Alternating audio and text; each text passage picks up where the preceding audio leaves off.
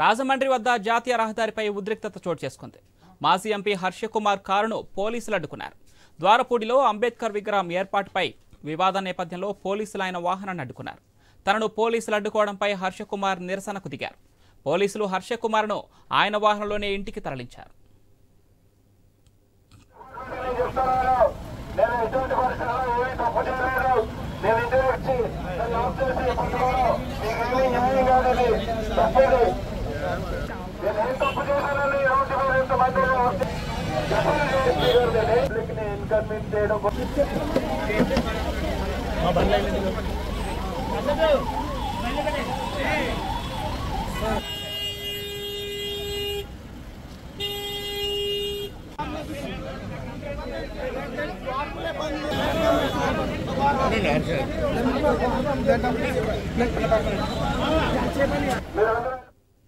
రాజమండ్రి వద్ద జాతీయ రహదారిపై ఉద్రిక్తత చోటు చేసుకుంది. మాజీ ఎంపీ హర్షకుమార్ కారును పోలీసులు అడ్డుకున్నారు.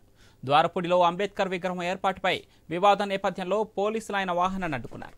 తనను పోలీసులు అడ్డుకోవడంపై హర్షకుమార్ నిరసనకు దిగారు. పోలీసులు హర్షకుమార్ను ఆయన వాహనంలోనే ఇంటికి తరలించారు.